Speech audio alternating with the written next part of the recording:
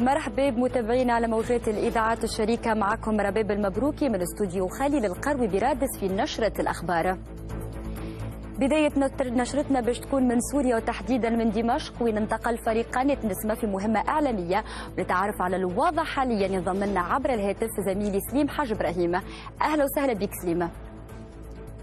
اهلا وسهلا رباب، اهلا وسهلا بك ومشاهدينا ومستمعي الاذاعات الشريكه. الحمد لله على سلامتك سليم.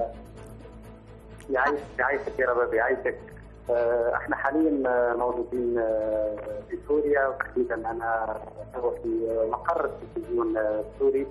كانت عندنا اليوم مجموعه من اللقاءات، حطينا بعديد المسؤولين في سوريا وفي مواضيع كثيره. اهم موضوع تداولناه هنا مع المسؤولين هو موضوع الارهابيين الثلاثه الموجودين في سوريا، واللي اكدت السلطات الرسميه السوريه انه عبر الارقام المتوفره لدى الجانب التركي تم تقريبا 12,000 مقاتل تونسي، 12,000 ارهابي تونسي دخلوا قاتلوا في سوريا من اجمالي 330,000 مقاتل مرتزق دخلوا سوريا من اكثر من جنسيه.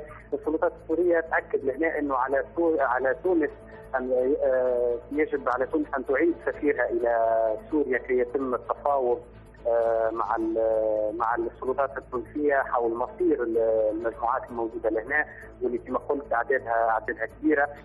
حاليا مازال ما عندناش رقم رسمي من الامن السوري، تحديدا الجيش السوري، حول ارقام العناصر اللي تم القاء القبض عليها.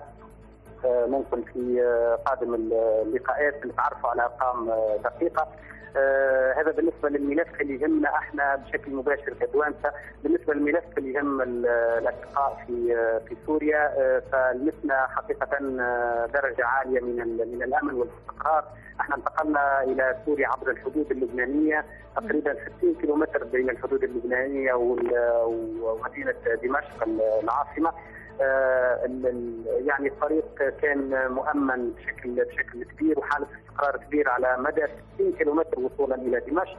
لمسنا الاستقرار ايضا اثناء تجوالنا في اسواق دمشق، وخاصه سوق الحامديه، وكانت الاجواء ممتازه جدا. العباد تخدم على رواحها، المحلات مفتوحه. حكينا مع برشا عباد اكدوا لنا يعني حاله الاستقرار اللي عايشينها. ثم بشرى زي ما نقولوها من الشام هي رجوع المياه بعد استرجاع الجيش السوري لعين الفيجي اللي كانت تسيطر عليها عناصر ارهابيه بعد معركه دامت شهر كامل، معركه دقيقه جدا. كانوا خايفين على مصير المياه هذيك وما يجمش تتلوث، كل شيء خايفين عليها.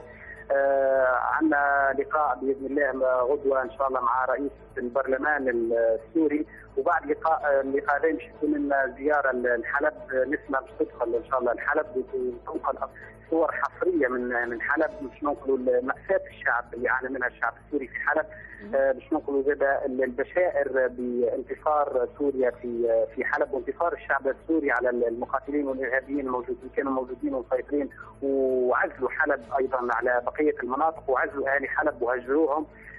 ونوفيكم بكل التفاصيل لحظه بلحظه. رفقه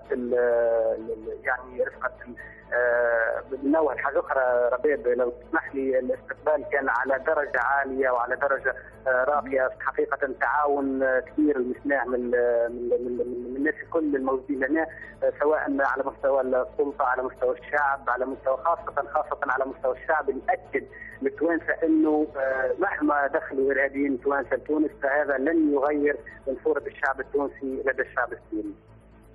شكرا لك سليم، وشكرا لكامل فريق قناة نسمة الموجود حاليا بسوريا.